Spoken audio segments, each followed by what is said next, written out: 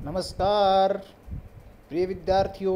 मैं Mahavir Singh, associate professor, government Lohia college Churu, आप सभी एमकॉम प्रीवियस के विद्यार्थियों का स्वागत अभिनंदन करता हूं।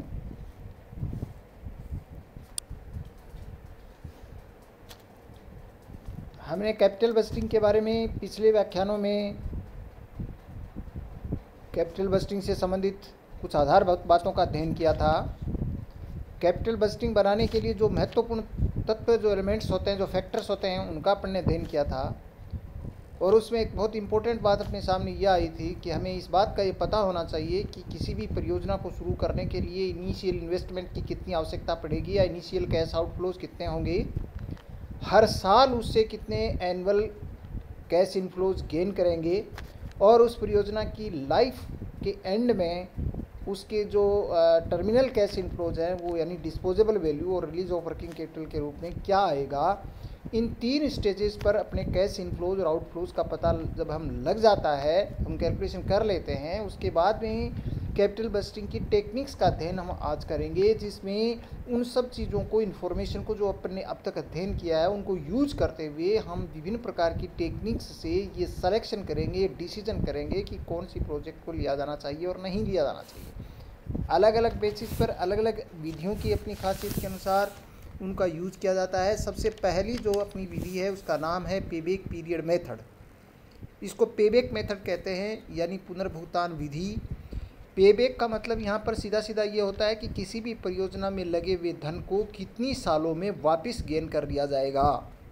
जैसे मान लीजिए कोई परियोजना के 1 लाख रुपए का लगता है पैसा शुरू में, इनिशियल इन्वेस्टमेंट, और यदि वो परियोजना की जो है वो फ्यूचर में लाभ होने वाले एवरेज लाभ 20,000 रुपये के होते हैं, इसका मतलब उसका पेबैक पीरियड जो है वो 5 साल आ जाएगा, क्योंकि 5 साल में 1 लाख रुपये वसूल हो जाएंगे। तो जितने जल्दी किसी परियोजना के में लगा हुआ पैसा वापस आता है उतना ही अच्छा माना जाता है। इसलिए पेबैक पीरियड के हिसाब से, यानी पेबैक मेथड में पहला मेथड है पेबैक पीरियड मेथड, और पेबैक पीरियड मेथड जो होता है उसके अंदर जितना जल्दी पैसा वापस आएगा उस परियोजना को स्वीकार किया जाएगा। और दूसरी इसमें जो पेबैक मेथड के अंदर है वो पोस्ट पेबैक प्रॉफिटेबिलिटी होती है। पोस्ट प्रॉफिटेबिलिटी का मतलब यहाँ पर ये होता है कि जितनी पूरी इकोनॉमिक लाइफ में किसी प्रोजेक्ट के जितनी कैश इनफ्लोज होंगे आगे फ्यूचर में, उन सभी कैश इनफ्लोज में से कोई इनिशियल कैश आउटफ्लो को अगर माइनस कर देंगे तो वो पोस्ट पेबैक प्रॉफिटेबिलिटी आएगी, और जिस परियोजना की सबसे ज़्यादा आएगी उसी परियोजना को एक्सेप्ट किया जाएगा, अगर इस क्राइटेरिया को अपने सेलेक्ट करते हैं। तो दूसरी इंपॉर्टेंट विधि है जिसका नाम है अनएडजस्टेड रेट ऑफ रिटर्न। तो थोड़ा थोड़ा जानकारी अपन इनिशियली इनकी दे देते हैं, फिर अपन आगे विस्तार से पढ़ेंगे। अनएडजस्टेड रेट ऑफ रिटर्न, और इसका नाम ARR मेथड यानी average rate of return method भी है। ये average rate of return method के अंतर्गत एक्चुअल में क्या होता है कि सीधा सीधा से इसका एक ही मामला है कि जितनी भी राशि विनियोजित की जाती है उससे जो फ्यूचर में अर्निंग्स जो गेन होंगे, अर्निंग का मतलब यहाँ पर आफ्टर डेप्रिसिएशन एंड टैक्स जो नेट इनकम होगी सालाना, या एवरेज जिसको कहते हैं, कई सालों की दिए हुए तो उसको एवरेज कर लेते हैं, वो जो एवरेज इनकम होगी आफ्टर डेप्रिसिएशन एंड टैक्स, उसमें इनिशियल इन्वेस्टमेंट का या एवरेज इन्वेस्टमेंट का भाग दे दिया जाता है। कभी इसमें इनिशियल इन्वेस्टमेंट का भाग दे दिया जाता है, कभी एवरेज इन्वेस्टमेंट का भी भाग है। एक्चुअल में अपन इसमें एवरेज इन्वेस्टमेंट का भाग देते हैं, और एवरेज इन्वेस्टमेंट निकालने के लिए अपने को ये ध्यान रखने की बात है कि जो भी इनिशियल इन्वेस्टमेंट होता है उसके अंदर अपन टर्मिनल जो उसका डिस्पोजेबल वैल्यू है, स्क्रैप वैल्यू है, उसको जोड़ के 2 का भाग दे देते हैं, तो वो एवरेज इन्वेस्टमेंट आ जाता है। और एवरेज इनकम में एवरेज इन्वेस्टमेंट का भाग देके 100 से गुणा कर देते हैं, तो एक रेट आती है जिसको हम एवरेज रेट ऑफ रिटर्न कहते हैं। जिस परियोजना में ये रेट सबसे ज़्यादा आएगी उसको एक्सेप्ट कर लिया जाएगा। इसके बाद में तीसरा इंपॉर्टेंट मेथड आता है present value method. Present value method का मतलब यहाँ पर यही होता है कि आज का 100 रुपया अगर कोई कह दे कि इस साल किसी व्यक्ति ने 100 रुपये कमाया, अगले साल भी 100 रुपये कमाया, उससे अगले साल भी 100 रुपये कमाया, तो हम ये नहीं कह सकते कि उसने 300 रुपये कमा लिए। एक्चुअल में उसने 300 रुपये नहीं कमाए। अगर रियल बात देखी जाए तो आज का जो 100 रुपया है वो उसकी वैल्यू आज से 12 महीने के बाद के 100 रुपये से ज़्यादा है, या हम ये कह सकते हैं कि आज के 12 महीने के बाद के 100 रुपये की वैल्यू आज के दिन कम होती है। अगर मान लीजिए 10% का रेट ऑफ इंटरेस्ट के हिसाब से उसको देखा जाए तो मान लो 1 साल का आज के बाद के 12 महीने के बाद का 100 रुपया आज के दिन 90 रुपये के बराबर ही है, तो एक्चुअल में वो 300 रुपये ना होकर के उसकी प्रेजेंट वैल्यू कम आएगी। तो कुछ प्रेजेंट वैल्यू टेबल्स होती है, उनके आधार पर जो फ्यूचर के जो कैश इनफ्लोज होते हैं उनके आज के दिन के प्रेजेंट वैल्यू निकालते हुए हम उसके अंदर जो है वो डिसीजन मेकिंग करते हैं। और इस प्रकार की जो परियोजनाएं होती हैं जिनका प्रेजेंट वैल्यू निकालते हैं उसको जो सिलेक्शन होता है, एक तो ये होता है कि जैसे 2 परियोजनाएं हैं, दोनों परियोजना की प्रेजेंट वैल्यू ले लिया आपने और जिस परियोजना की प्रेजेंट वैल्यू ज़्यादा है उसको एक्सेप्ट कर लिया। लेकिन ऐसा नहीं होता है, क्योंकि ये तरीका बहुत गलत है। एक तो ऐसा है कि 1 लाख रुपए की इनिशियल इन्वेस्टमेंट पर आपकी प्रेजेंट वैल्यू है वो मान लो जो 4 लाख रुपए आती है, और दूसरे के अंदर है वो 2 लाख रुपए लगा करके 4 लाख रुपए आती है। तो फिर प्रेजेंट वैल्यू के बेसिस पर न लेकर के नेट प्रेजेंट वैल्यू के बेसिस पर लेते हैं। और नेट प्रेजेंट वैल्यू का मतलब ये होता है कि जो नेट डिफरेंस होता है कैश आउटफ्लोज का और फ्यूचर कैश इनफ्लोज की प्रेजेंट वैल्यू का, उनका जो दोनों का डिफरेंस होता है उसको नेट प्रेजेंट वैल्यू कहते हैं। और नेट प्रेजेंट वैल्यू जिस परियोजना की ज़्यादा आएगी उसको एक्सेप्ट कर लिया जाएगा। फिर आता है present value index. Present value index के लिए जो फ्यूचर कैश इनफ्लोज का जो प्रेजेंट वैल्यू है उसके अंदर इनिशियल इन्वेस्टमेंट का भाग दे देते हैं, तो इंडेक्स आता है। जिसका इंडेक्स ज़्यादा आएगा उसको एक्सेप्ट कर लिया जाएगा। इसी तरीके से जो नेट प्रेजेंट वैल्यू ली गई है उसका भी इंडेक्स निकाला जा सकता है, तो जिसका इंडेक्स ज़्यादा आएगा उसको एक्सेप्ट कर लिया जाएगा। और चौथी विधि होती है, इसका नाम होता है discounted cash flow return method. तो discounted cash flow return method, इसको time adjusted rate of return method भी कहते हैं। और इसके अंदर क्या होता है, इसमें एक सीधी सी बात ये होती है कि एक इंटरनल रेट ऑफ रिटर्न यानी एक इंटरनल रेट, एक IRR निकाली जाती है। चूँकि प्रेजेंट वैल्यू के अंदर जो है कॉस्ट ऑफ कैपिटल या रेट ऑफ रिटर्न दिया जाता है, और उसके ऊपर जो है उसके आधार पर प्रेजेंट वैल्यू के फैक्टर्स हैं उनसे उसको प्रेजेंट वैल्यू कैलकुलेट की जाती है। लेकिन इसके अंतर्गत आपको रेट ऑफ रिटर्न की कैपिटल नहीं दी है कि जो रेट है वो नहीं दी जाती है, बल्कि ये रेट अपने को निकालनी पड़ती है। और उसके निकालने के लिए उसका मेन थीम ये होती है कि वो कौन सी रेट होगी किसी कंपनी के द्वारा जब वो अर्न करती है, जब वो फ्यूचर कैश इनफ्लोज को अर्न करती है, तो उसके जितने भी फ्यूचर कैश इनफ्लोज हैं उन कैश इनफ्लोज की किस रेट के ऊपर उनकी प्रेजेंट वैल्यू जो है, यानी वो कौन सी रेट होगी जिस रेट के ऊपर उस परियोजना की लाइफ के अंदर उसके प्रेजेंट वैल्यू का जो उनके जो कैश इनफ्लोज है उनका प्रेजेंट वैल्यू उसके इनिशियल कैश आउटफ्लो के बराबर हो जाएगा। यानी वो रेट ऑफ रिटर्न कौन सी आ रही है, वो रेट ऑफ रिटर्न कौन सी आ रही है किसी संस्था की, जिस रेट ऑफ रिटर्न के ऊपर उनके जो फ्यूचर कैश इनफ्लोज हैं इनकी वर्तमान जो वैल्यू है, प्रेजेंट वैल्यू है, उसकी इनिशियल कैश आउटफ्लो के बराबर हो जाती है। तो वो जो IRR की रेट आती है, डेफिनेटली जिसकी संस्था की जो IRR रेट आती है वो इंटरनल रेट ऑफ रिटर्न जिस संस्था की ज़्यादा आ रही होती है उसको एक्सेप्ट कर लिया जाएगा, क्योंकि उसकी जो कमाने की जो रेट है वो हाई रेट आ रही है। और जितनी हाई रेट होती है उसकी प्रेजेंट वैल्यू कम आती है, लेकिन उनकी जो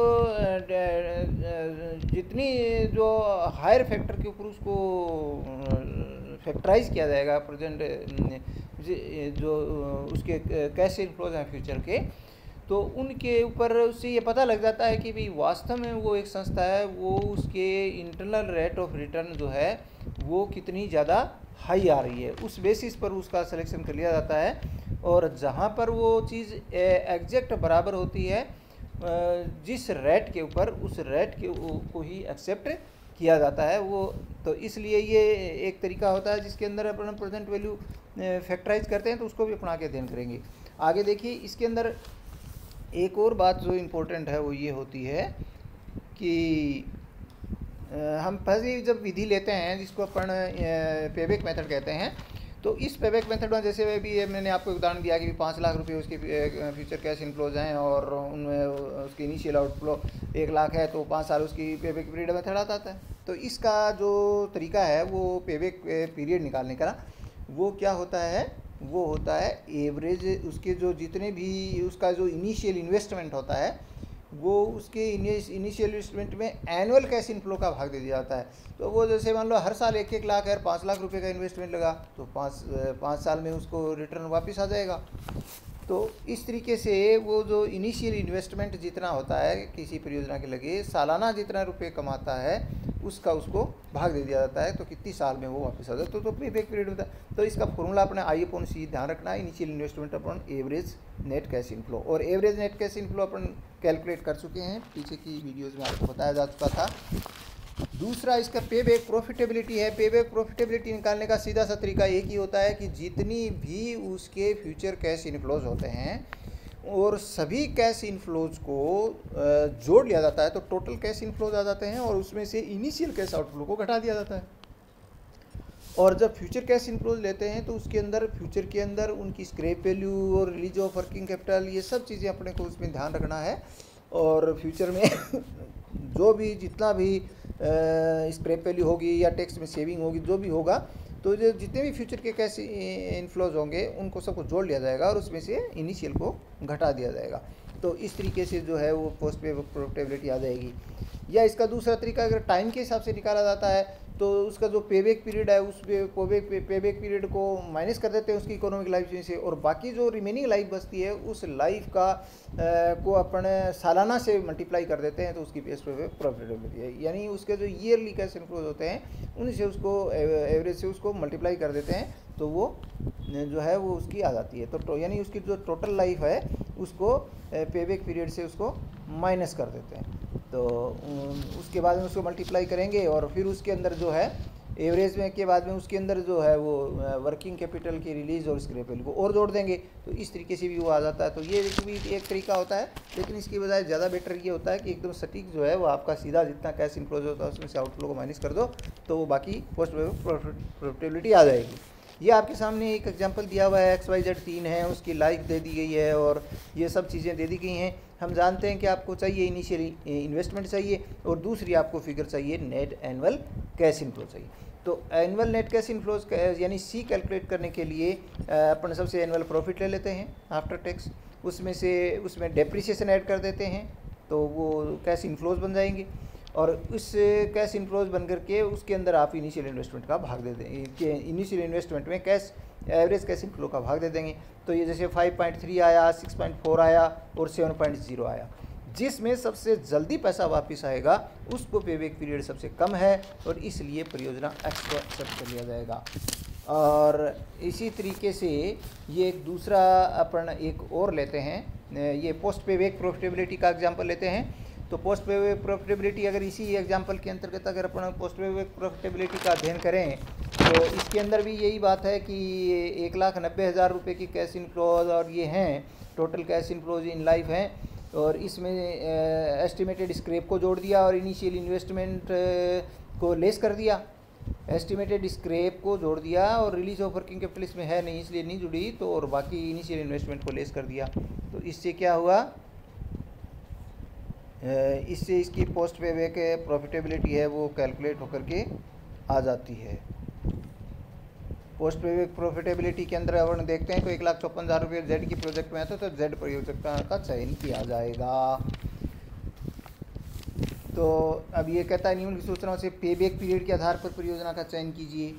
तो ये देखिए, ये जो परियोजना है इस परियोजना के अंतर्गत जो है वो प्रॉफिटेबिलिटी स्टेटमेंट कैसे बनेगा, तो इसके अंदर एक्चुअल में ये जो है वो कॉस्ट ऑफ मशीन आपको परियोजना फर्स्ट प्रोजेक्ट के अंदर और सेकंड प्रोजेक्ट के अंदर 4 ईयर 5 ईयर दिया गया है। अब इसके अंदर ये इस तरह से कॉस्ट सेविंग प्रोजेक्ट है ये अपन ये कह सकते हैं। तो इसमें ये कहता है कि भाई एस्टिमेटेड सेविंग इतनी हो जाएगी और डायरेक्ट वेजेज में इतनी हो जाएगी, तो ठीक है ये दोनों में ये तो इनकी सेविंग आ जाएगी एनुअल, और उसमें से एडिशनल जो कॉस्ट पड़ेगी इनके ऊपर ये कॉस्ट 1,200 800 1,800 ये पड़ेगी, और इस तरीके से नेट जो सेविंग है वो टोटल जो नेट सेविंग है वो 4,500 और 6,000 रुपये की नेट सेविंग पड़ेगी। इसमें चूँकि एडिशनल को डेप्रिसिएशन का मेंशन इसमें किया नहीं गया है, अदरवाइज तो अपने इसमें लेस, हाँ ठीक है बात है, क्योंकि डेप्रिसिएशन तो अलग अलग मशीनों का अलग लगाएगा ही ना, तो कॉस्ट ऑफ डेप्रिसिएशन जैसे इसके अंदर अपन ये देखें कि इसमें अपने को स्क्रैप वैल्यू वगैरह नहीं दी गई है, तो ये 2250 रुपये इसका डेप्रिसिएशन हो जाएगा और इसका 3600 रुपये का डेप्रिसिएशन हो जाएगा। और इसके बाद में ये बिफोर डेप्रिसिएशन जो आएगा और फिर टैक्स इसमें से माइनस कर देंगे 50%, और 50% टैक्स माइनस करने के बाद फिर डेप्रिसिएशन को वापस ऐड कर देंगे, तो ये एनुअल नेट कैश इनफ्लोज आ जाएंगे और ये 3375 और 4800 रुपये आ जाएंगे। तो ये जो एनुअल नेट कैश इनफ्लो आ गए अपने को 3375 और 4800 रुपये, इसके आधार पर अपने के जो है पेबैक पीरियड निकाल लेंगे। तो ए का 2.67 ईयर आएगा और बी का 3.75 ईयर्स आएगा, और इसमें सबसे कम जो है वो ए का जाता है, इसलिए ए मशीन का चयन कर लिया जाएगा। तो ये इस आधार पर भी आपको ये एनुअल स्टेटमेंट बनाना पड़ता है। कई बार सेविंग का भी दे देता है कि भाई स्क्रैप में, यानी एक तरह से कॉस्ट सेविंग वाली जो बात है वो इसके अंदर है। तो इस बेसिस पर भी ये जो है वो एनुअल कैश इनफ्लोज निकालने आते हैं, क्योंकि जैसे एक तो रेवेन्यू जनरेटिंग और एक कॉस्ट सेविंग, दो तरीके के प्रोजेक्ट होते हैं, उस हिसाब से ये इसमें है। अगर ये मान लीजिए ये कैश इनफ्लो तो इक्वल थे, इसलिए एवरेज कर लिया, एवरेज का नाम आता है। कई बार इक्वल जो नहीं होते हैं तो फिर पेबैक पीरियड अपन कैसे लेंगे।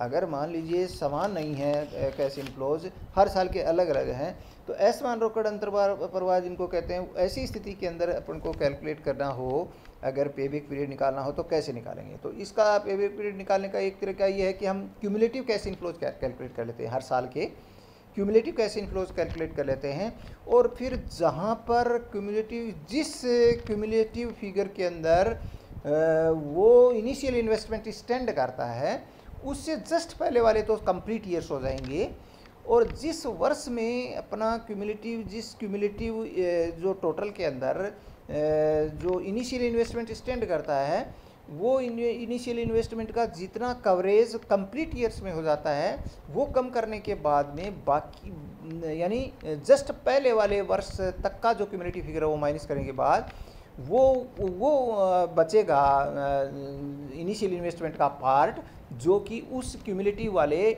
उस वर्ष में होगा जिस वर्ष में वो स्टैंड कर रहा है। तो वहाँ पर जितनी बाकी रिमेनिंग अमाउंट होती है उसके अंदर और बाकी बचे हुए इनिशियल इन्वेस्टमेंट का अपन भाग दे देते हैं। तो वो जो आएगा, वो जो राशि आएगी यानी जो बैलेंस है वो और उस वर्ष का जो टोटल जो कैश इनफ्लो है वो, यानी जैसे मान लीजिए 1,80,000 रुपये की परियोजना है और 1,70,000 रुपये तो पूरे कंप्लीट ईयर्स 3 हो गए और 10,000 रुपये बाकी बच गए, तो बाकी 10,000 रुपये जो है वो कंप्लीट उस नेक्स्ट ईयर के अंदर जितने इनफ्लोज होते हैं उनमें भाग करके उसका रेट, उसका प्रोपोर्शनेट जो है टाइम निकाल लेते हैं कि कितने टाइम में 10,000 वसूल हो पाएगा। तो इस तरीके से वो कंप्लीट ईयर प्लस उसका पार्ट जोड़ देंगे तो वो आ जाएगा। जैसे ये एक उदाहरण आपके सामने दिया गया है, और इस उदाहरण में आपको क्या बताया गया है कि कंपनी की 2 परियोजनाएं हैं, उसमें से आपको एक चयन करना है। अदायगी अवधि विधि का प्रयोग करते हुए परियोजना का चयन कीजिए। ये परियोजना दोनों आपके सामने हैं।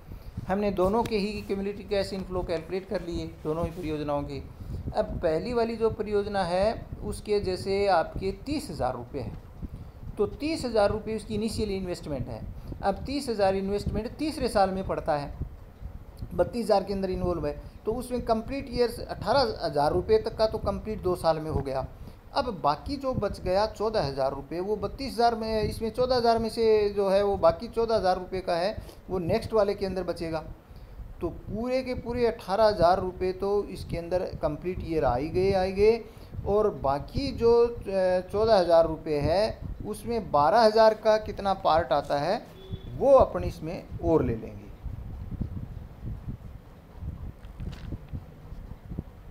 तो ये 12,000 अपन 14,000 करेंगे तो 2.86 ईयर्स आ जाएगा, यानी पूरे कंप्लीट 2 साल हो गए और 18,000 रुपये बच गया। अब 18,000 बच गया, लेकिन इन्वेस्टमेंट तो 30 का था और अगले साल में जो एनुअल कैश इनफ्लो है वो 14,000 का है, तो अब अपने को तो 12 ही चाहिए, और तो 12/14 कर देंगे तो 2.86 आ जाएगा। इसी तरीके से वाई प्रोजेक्ट के लिए अपन करेंगे, तो वाई प्रोजेक्ट में भी 30 का इन्वेस्टमेंट का अपने को कवर करना है, तो 30 का 3 साल में 25,400 कवर हो जाता है। अब बच गया कितना, 4,600 चौथे साल में आएगा, और चौथे साल में 10,000 का कैश इनफ्लो है, तो 4,600 को 10,000 कर लेंगे तो 3.46 आ जाएगा। इस तरीके से ये जो परियोजना है उसमें पे बैक पीरियड कम होता है, उसको अपन लेते हैं तो प्रोजेक्ट एक्स का सिलेक्शन कर लिया जाएगा। तो ये जो है वो पे बैक पीरियड के अनुसार अपन लेते हैं। तो आज अपन ने ये देखा कुल मिलाकर के कि पे बैक पीरियड के अंदर कैसे कैलकुलेशन करते हैं, पोस्ट पे बैक प्रॉफिटेबिलिटी हम कैसे निकालते हैं, पे बैक पीरियड के अंदर जब एवरेज रूप से जब हर साल समान कैश इनफ्लोज होते हैं तो हम कैसे निकालते हैं, और असमान जो हैं यानी अनइक्वल कैश इनफ्लोज होते हैं तो हम पे बैक पीरियड का कैलकुलेशन कैसे करते हैं। ये सब गणनाएं हमने आज करनी सीखी हैं। तो आज हम पे बैक पीरियड ही अपना इसको देखेंगे। नेक्स्ट जो है वो कल अपन इसकी जो नेक्स्ट इम्पोर्टेंट विधि है अनएडजस्टेड रेट ऑफ रिटर्न वाला, उसके बारे में अपना अध्ययन करेंगे। बहुत बहुत नमस्कार। आज के लिए इतना ही। ये सब जितने भी आपके नोट्स हैं ये आपको, आप डिस्क्रिप्शन बॉक्स में जाएंगे तो नीचे आपको आपका गूगल लिंक मिलेगा, गूगल ड्राइव का, और वहाँ पर से आप इनको देख सकते हो। नमस्कार, धन्यवाद।